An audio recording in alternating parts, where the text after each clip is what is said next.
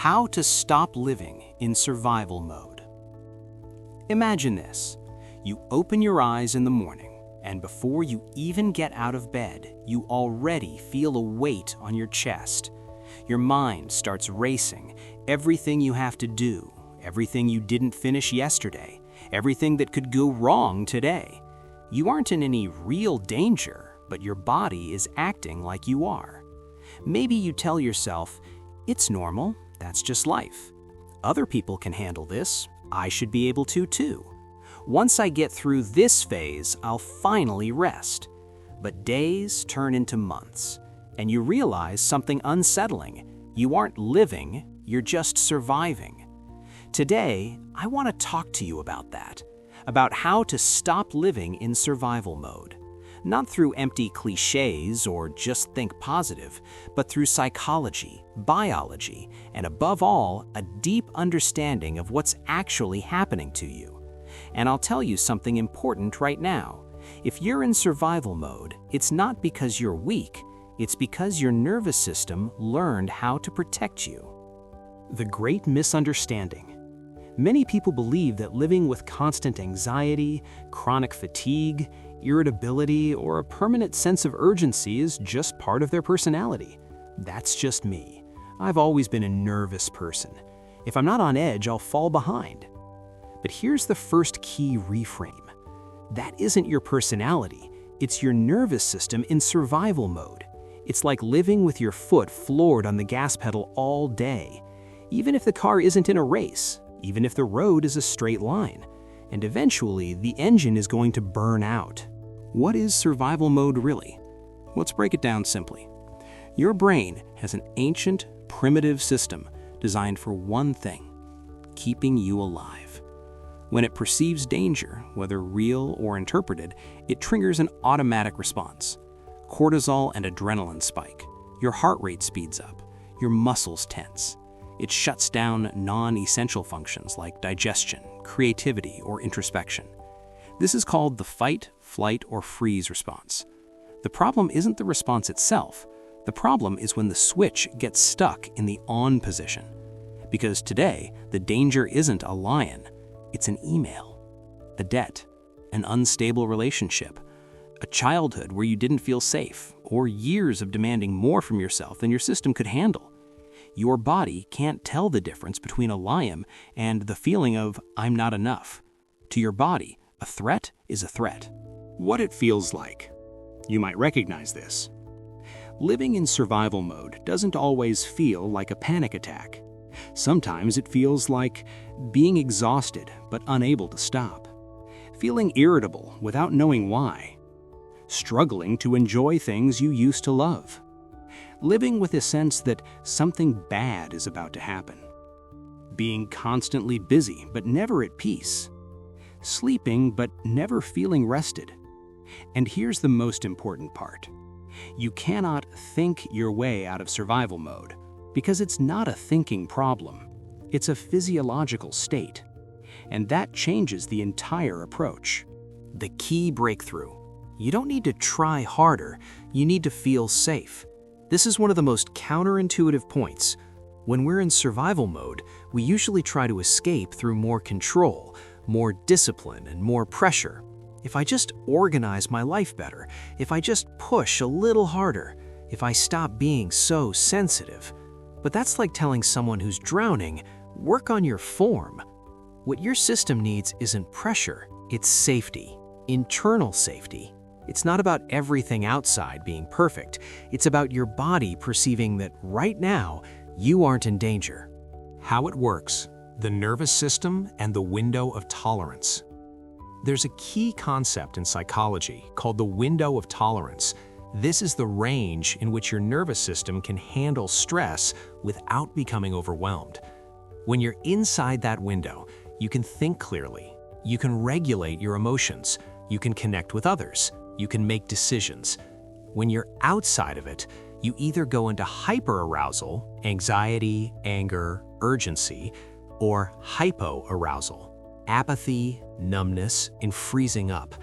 Living in survival mode means living outside that window most of the time. And you don't get back in through willpower. You get back in by regulating your nervous system one step at a time. Tool 1. Sending safety signals to the body. Before you change your life, you need to change the message your body is receiving. Here are some simple but powerful ways. Slow, deep breathing, done right. It's not just take a deep breath. Try this. Inhale through your nose for 4 seconds. Exhale through your mouth for 6 or 8 seconds. The long exhale activates the vagus nerve, which tells your body you can let your guard down. Do this for 2 to 3 minutes. Not to feel good, but to teach your system it's safe. Orientation.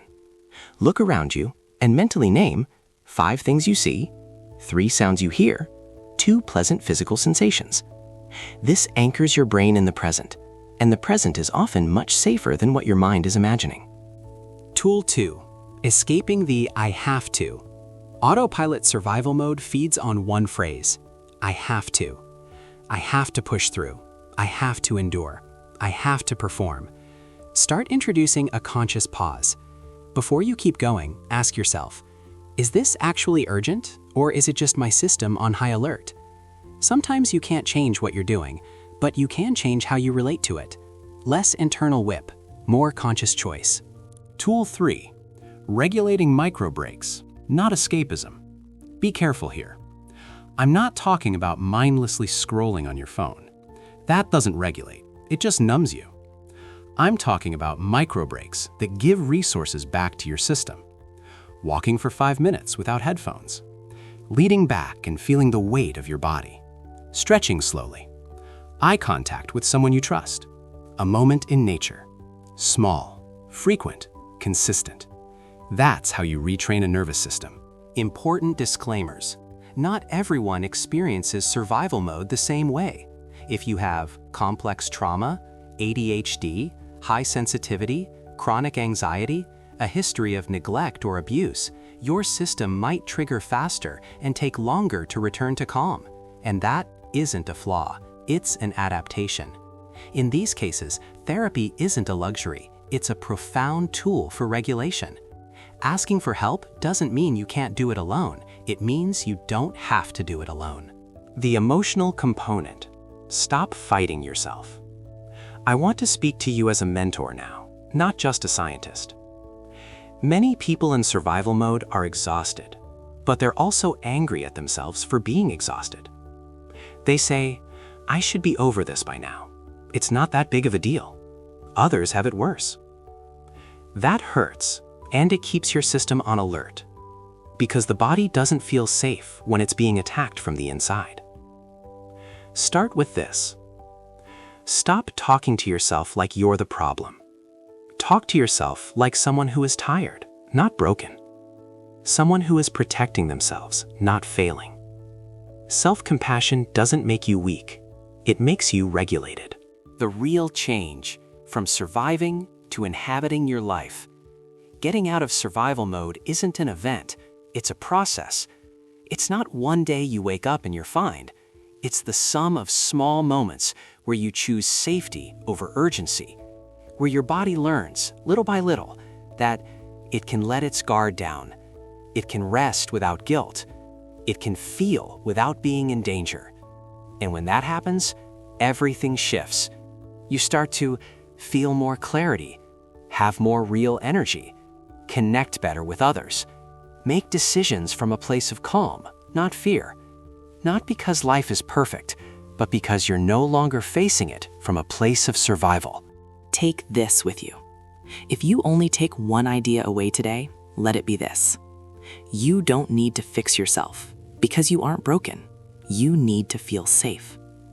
Your body isn't your enemy. It's an intelligent system that learned that doing more or being perfect was the only way to stay safe. But today, you can teach it something new, that your worth doesn't depend on your productivity. Start small. Start kind. Start today. Thank you for choosing to understand yourself instead of just demanding more from yourself. I'd love to hear from you. Do you feel like your survival mode makes you believe what you do is never enough? Share your experience in the comments and let us know what other topics you'd like us to explore together. Learning to silence that voice that always asks for more is a journey that takes time. If these words helped you breathe a little easier, share this video with someone living in this mode. Understanding the origin of our survival response is the first step towards freedom. Give it a like so the algorithm can bring this relief to more people, and subscribe so we can keep learning how to inhabit our bodies with safety. And repeat it with patience. I'll see you in the next video, sending you a big hug.